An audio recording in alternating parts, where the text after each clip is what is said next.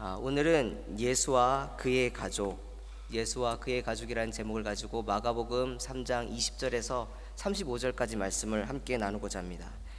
이 가족이라고 하는 말은 참 좋은 단어입니다. 사랑스러운 아내와 토끼 같은 자녀들을 보면 혼자 살 때는 결코 느끼지 못했던 그런 행복을 경험합니다.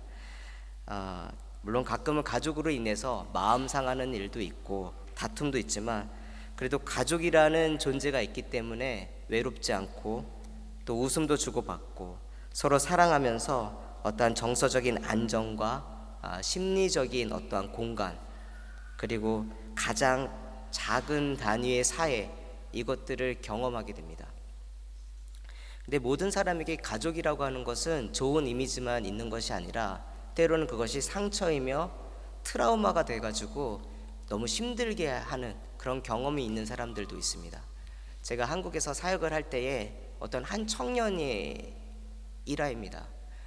그는 누굴 소개받아서 교회를 오게 됐는데 교회를 와서 너무 좋은 거예요. 그 좋다라는 게 표현할 수 없는데 그가 너무너무 좋은데 문제가 하나 있는데 그게 고민이 돼가지고 저 말고 저 위에 청년 담당하시는 목사님께 상담을 했습니다. 나중에 그걸 얘기를 들은 거예요.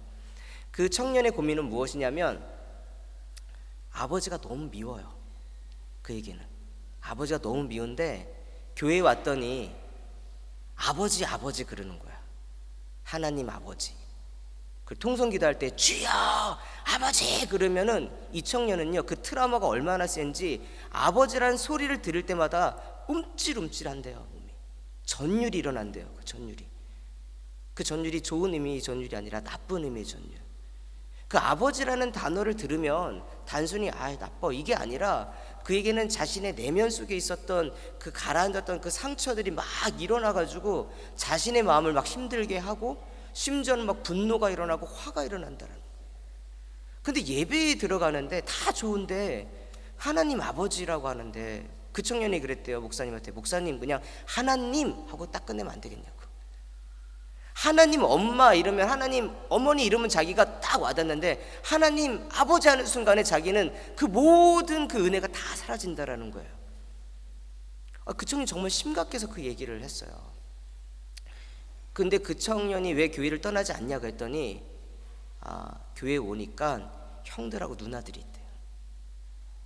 가족에 있어서 누리지 못했던 사랑, 보살핌, 그런 걸 형, 그 다음에 누나, 그걸 통해서 자기가 경험한다고. 그 떠날 수가 없다. 이 가족이라고 하는 것이 참 신기해요. 이 가족이라고 하는 것이 이게 존재하려면 서로를 인정해줘야 돼요. 부모는 자녀를 아들이다, 딸이다, 나의 아니면 우리의 이런 그것을 인정해야 되고, 자녀들은 부모를 향해서 나의 아버지, 나의 어머니라고 인정할 때에 가족이 성립될 수 있습니다. 아버지 하니까 저도 아버지에 대한 삐뚤어진 생각이 어렸을 때 있었어요. 아버지가 꽤 무섭고 엄하다 생각했습니다. 나한테 소리 지르고 호통치고, 그래서 뭐 부탁할 일이 있으면 아버지한테 부탁해야 될 일인데도 항상 아버지한테 먼저 부탁하지 않고 어머니를 통해서 부탁을 했어요. 그랬더니 아버지는 그게 또 섭섭하니까 너는 나한테 부탁하면 되지 왜 엄마 통해서 하냐고 또 저한테 호통을 하면 항상 이 아버지와의 그 거리가 저는 있었어요. 근데 이 군대 훈련병 때 하루는 이게 그 훈련병에서 고되지만 밤새 꿈을 꾼 날이 있었습니다. 근데 그 꿈이 무엇이냐면 그때 이제 IMF 때라서 그런지 몰라도 이 훈련소에 이 밥이 잘 안 나왔어요. 많이 안 줘가지고 항상 배고픈 상태였었는데, 그래서 꿈속에서 식사하는 장면이 나오는 거예요. 식탁이 있는데 아버지가 삼겹살을 막 구워주세요. 근데 제가 좀 깔짝깔짝 먹으니까 아버지가 막 화를 내는 거야. 야 좀 먹어 막 이러면서. 근데 이게 영화 속 드라마처럼 보이니까 어떻게 보이냐면요, 그 제가 어렸을 때는 빨리 먹어 소리치는 게 보였는데 이게 꿈속에서는 그 이면에 아버지의 마음이 보이는 거예요. 야 이거 좀 빨리 먹지, 비실비실해가지고 야 이거 좀 먹고 좀 건강해지지, 이런 게 보여지는 거예요. 또 장면이 바뀌었어요. 햄버거를 해요. 햄버거를 만들어 주신 적은 없는데 갑자기 꿈속에서 그런 장면이 나와요. 하는데 막 잼도 발라주고 하는데 먹으라고 주시는 거예요. 아빠 나 배불러, 빨리 먹으라고 막 좀 먹어 막 그러는데 나 배부른데 왜 자꾸 먹으라고 그러는 거야. 그런데 꿈속에서는 그 장면, 그 이면에 야 좀 잘 먹어라, 잘 먹어라. 그 아버지가 나를 향했던 그 마음 관심들이 무엇인가가 보여지는 거예요. 그러니까 깨고 난 다음에요, 그날 하루 종일 울었어요. 미안해가지고. 미안하더라고요. 내가 아버지를 안다라고 했지만 제대로 알고 있지 않았구나. 아버지는 나를 다그친다라고 하는 것만 생각을 했는데 아버지는 나를 정말 사랑하고 있구나. 그 마음을 나는 몰랐구나. 참 몰랐구나. 그 생각이 드니까 하루 종일 미안한 거 있죠. 그리고 신기한 거는 아버지가 바뀐 게 없는데 제 안에 아버지를 아는 그 마음과 지식이 바뀌게 되니까, 달라지니까 제가 아버지를 대하는 태도가 달라졌어요. 아, 가족이라고 하는 것이 이런 거구나. 저는 훈련소에 있으면서 참 그것을 깨닫게 됐고, 그때의 그 경험이 너무나도 소중해요. 제가 오늘 이 얘기를 하냐면, 오늘 본문에 보면 예수님을 만나는 사람들이 나옵니다. 근데 그 핵심은 바로 가족이라고 하는 겁니다. 예수님의 가족이 찾아왔습니다. 그때 예수님께서 무엇을 하고 있었냐면, 자신을 찾아오는 병든 자들, 귀신 들린 자들에게 그 문제를 해결해 주기 위하여 밥 먹을 겨를도 없이 일하고 계셨었습니다. 오늘 벌써 20절에 말씀, 그가 밥 먹을 겨를도 없었더라. 쉴 틈이 없는 거예요. 이 예수님께서 그들을 고쳐주면, 보통은 의사는 돈을 받고 환자를 치료하고 귀신 들린 자를 쫓아주면 그거에 대한 보상이 있다거나, 아니면 금전적인 보상이 없다면 사람들의 인기를 받아서 정치를 한다거나 어떤 영향력을 발휘하게 되는데, 예수님은 그 어떠한 대가도 없이 찾아오는 모든 사람들을 고쳐주시고 그들이 갖고 있는 문제들을 해결해 주셨습니다. 그래서 사람들이 오는데 어떻게 왔냐면, 예수님께서 북쪽에 있으면 남쪽에 있는 사람들이 북쪽까지 찾아오고, 예수님께서 남쪽에 있으면 북쪽에 있는 사람들이 남쪽으로 막 이렇게 계속 오고 가는 거예요. 심지어는 이 이스라엘 국경에 있는 인근한 마을 사람들이 예수님을 만나기 위해서 찾아왔습니다. 왜? 그분은 돌려보내는 일이 없어요. 어떤 이들은 돈을 많이 가져와야지만 만나주고, 어떤 이들은 자신의 삶에 그의 종이 된다거나 뭔가 계약을 맺어야지만, 대가를 지불해야지만 뭔가 자신이 필요한 것들을 해결해 주는데, 예수님은 그런 분이 아니셨어요. 심지어 늦은 밤에 잘 시간에 찾아오는 사람들조차도 예수님께서는 그들의 문제를 해결해 주셨다는 거예요. 그렇게 바쁘게 하나님의 사역을 하고 있는 그때에 예수님의 가족들이 찾아왔습니다. 21절에 어떻게 말씀하냐면, 예수의 친족들이 듣고 그를 붙들러 나오니 이는 그가 미쳤다 하밀러라.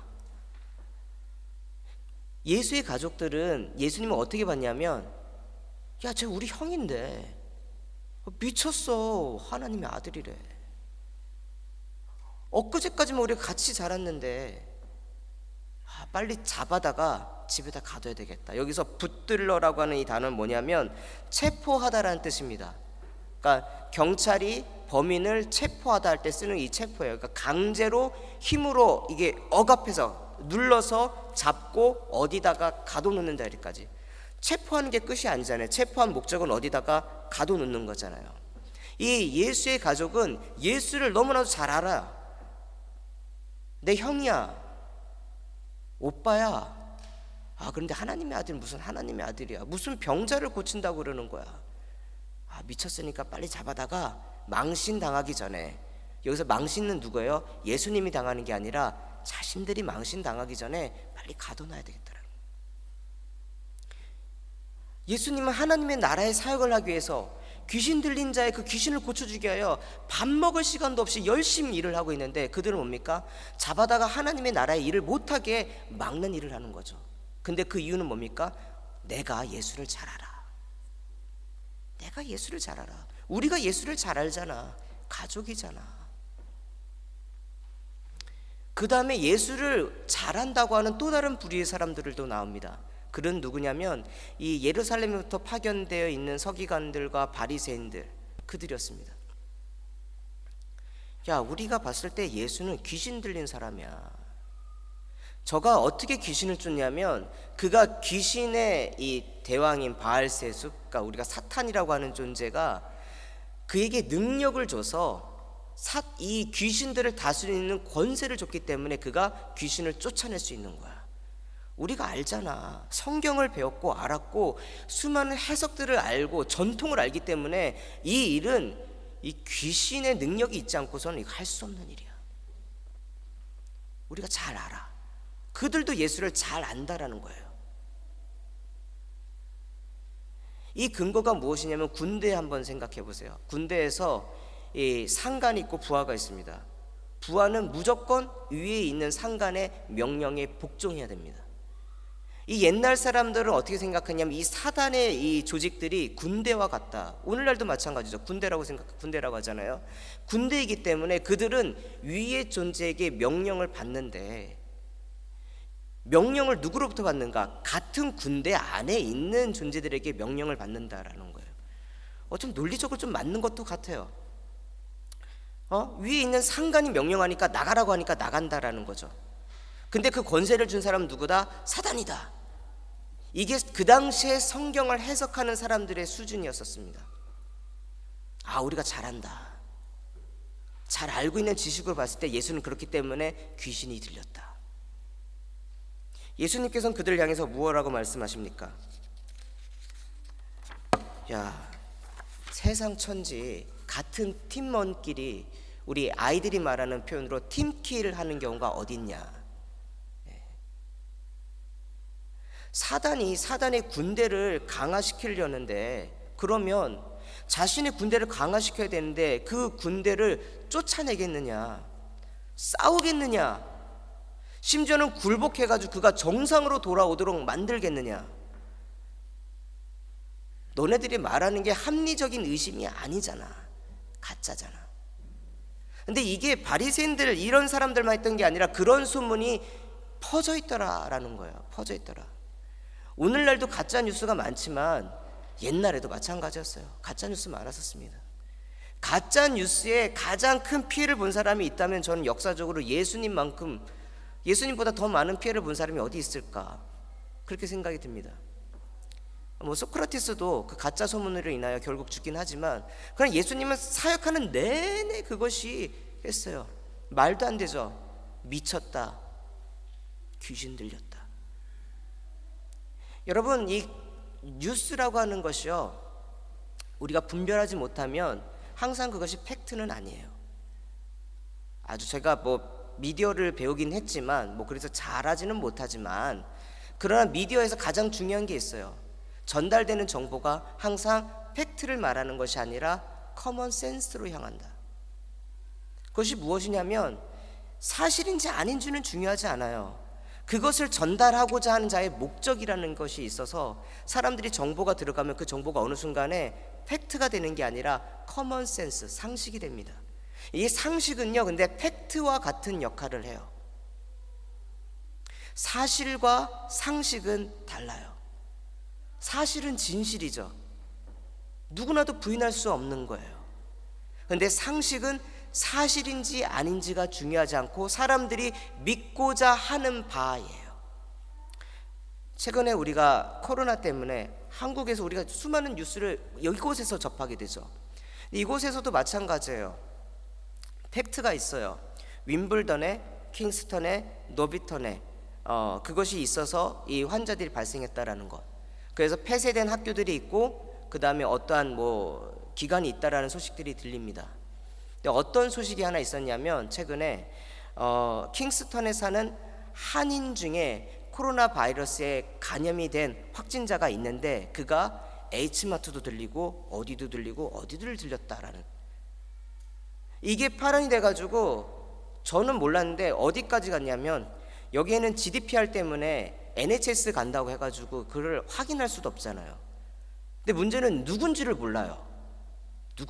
근데 이때 그래서 어디까지 갔냐면 여기 주영 대사관까지 가서 물어본 거예요. 그런 환자가 있냐? 없으니까 제가 얘기를 하겠죠. 유령이었어요. 유령. 예를 들면 백장현이라는 사람이 코로나에 감염이 돼서 그래서 어디를 다녔더라가 한 게 아니라 누군가가 킹스턴에 거주하는 어떤 한인이 감염에 걸렸는데 그가 여기 가렸다라는 거예요. 결국 보니까 실체가 없어. 근데 그것 때문에 많은 사람들이 거기 휘둘렸어요. 이미 이게 커먼 센스가 됐어요. 오죽하면 어디까지 갔어요? 그래서 대사관에까지 문의를 했잖아요. 좀 알아봐 달라고. 그런 사람이 있는가? 확진자가 있는가? 없었다라는 거예요.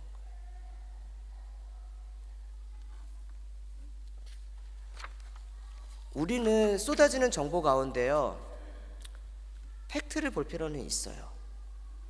팩트를, 과학적인 근거. 아까 전에 그러잖아요. 논리적으로 그들이 예수에게 귀신 들렸다고 얘기를 하지만 예수님 뭐라고요? 어떻게 그렇게 얘기할 수 있겠어? 합리적인 대안, 합리적인 답. 그런데 그거보다는 사람들은 자신이 믿고 자신이 믿고자 하는 바를 강화시키는 쪽으로 정보를 수집해요. 그리고 자신의 마음에 믿음을 강화시킵니다. 그거는 옛날이나 오늘이나 미래의 사람들이나 변함없을 거예요. 왜? 사람이라는 존재는 바뀌지 않기 때문에.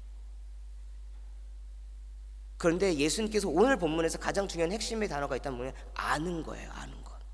아는 것. 내가 어떻게 알고 있느냐, 예수에 대해서.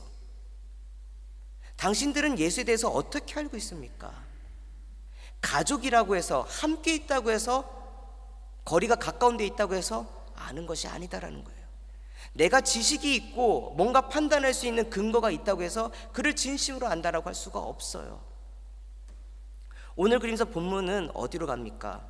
누가 진정한 예수님의 가족인가? 라고 하는 질문으로 갑니다. 예수님께서는 이렇게 말하죠. 하나님의 아들이라고 예수님을 아는 사람들이 나의 가족이다. 그게 오늘의 핵심이에요. 오늘 본문에 아주 유명한 게 있어요. 성령을 회방하는 자는 구원을 받지 못한다라는 말. 이게 무엇이냐면 바리새인과 서기관들은 악의적으로 그 소문을 퍼뜨렸어요. 누가 시작했는지 몰라요. 그러나 그것이 진실인지 아닌지 사실은 거짓이죠. 거짓인지를 알면서도 그렇게 음해하는 그들의 계획이 무엇이냐면 결국은 인간 예수라는 사람이 갖고 있는 인기를 떨어뜨리는 것이 목적이 아니라 그 더 넘어 있는 하나님께서 계획하신 창조의 원리, 이곳에 있는 모든 인류를 향한 하나님의 그 구원하심,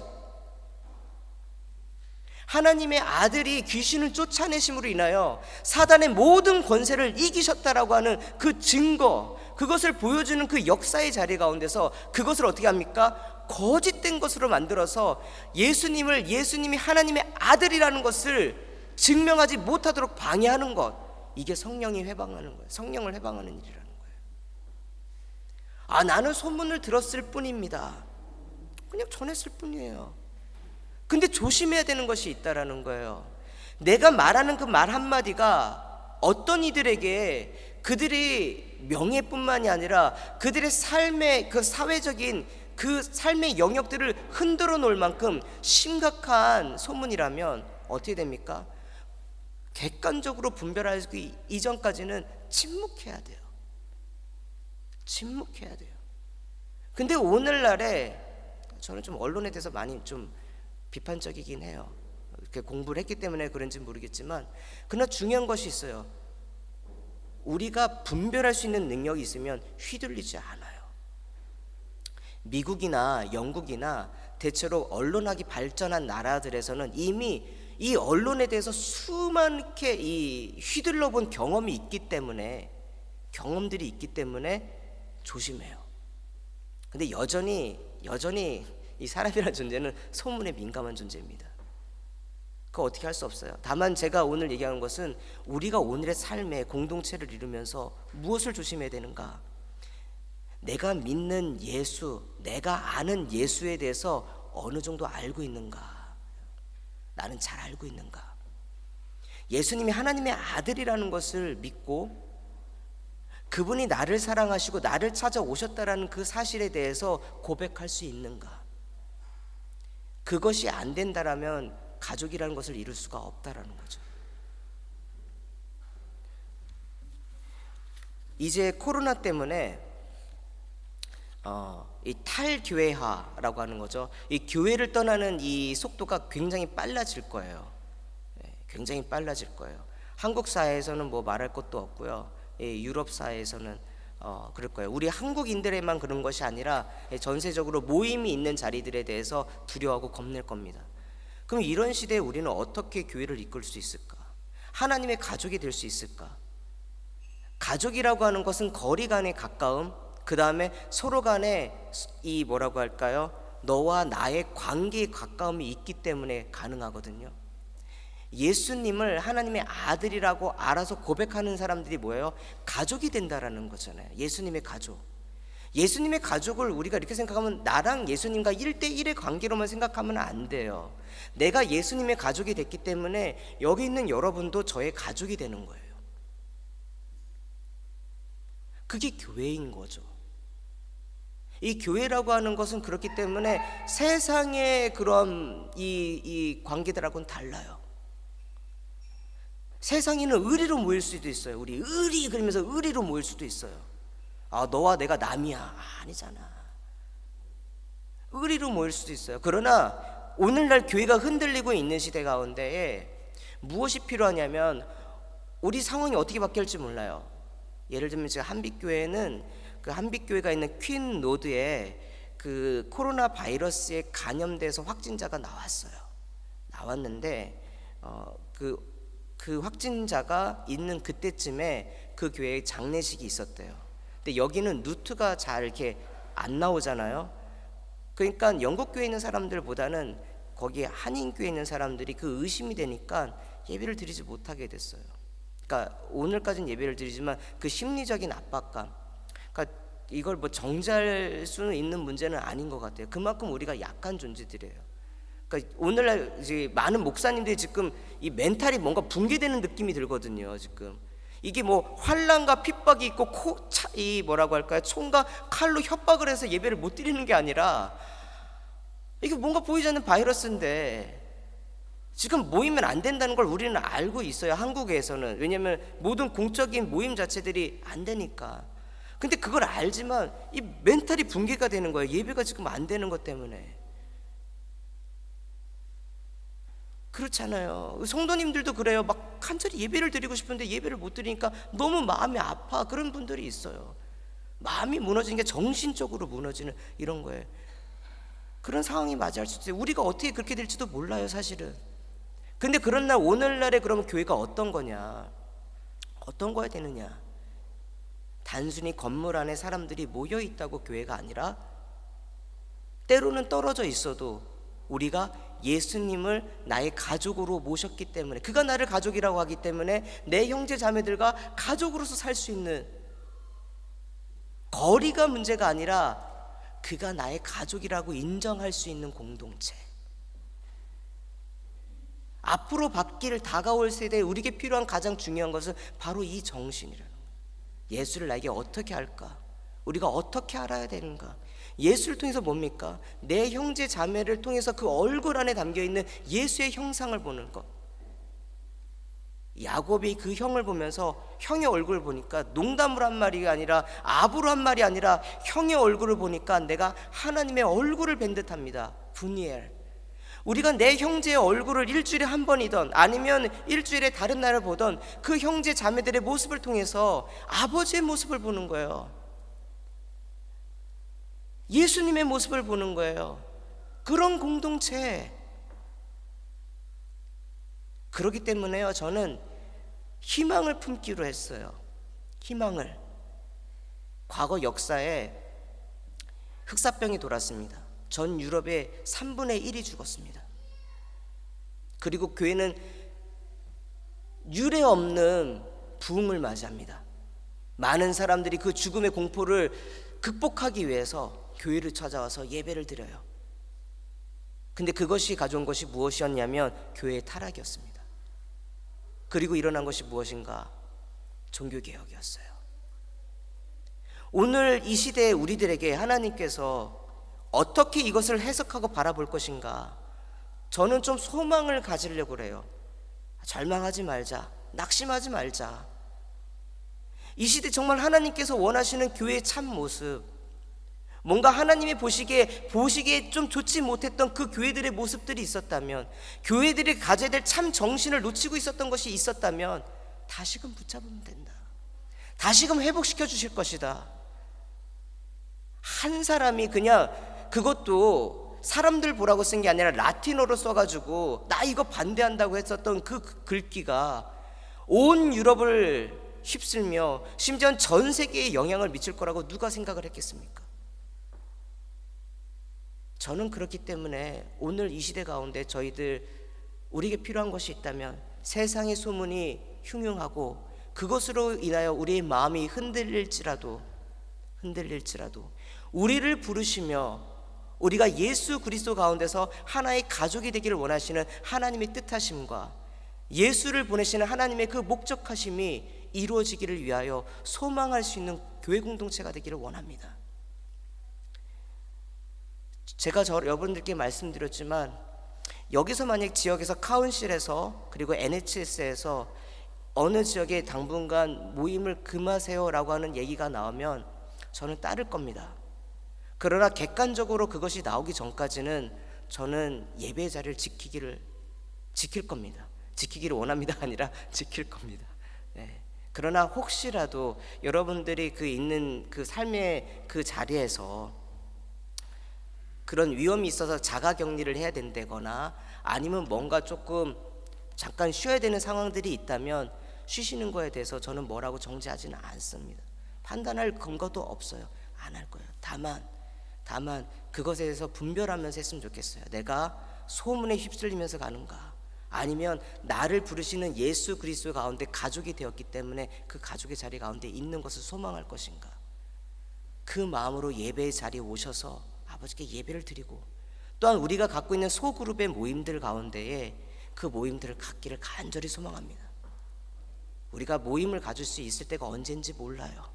그러니까 오늘 내가 드리는 이 예배, 내가 오늘 갖는 소그룹의 모임 가운데에 사랑할 수 있을 때 사랑해 주시고, 섬길 수 있을 때 섬겨 주시고, 때로는 섭섭하더라도 용서할 수 있을 때에 용서해 줄 수 있는 그런 사랑의 공동체, 그리스도의 가족 공동체가 우리 교회의 아름다운 교회가 되기를 간절히 소망하면서 오늘 말씀 마치도록 하겠습니다.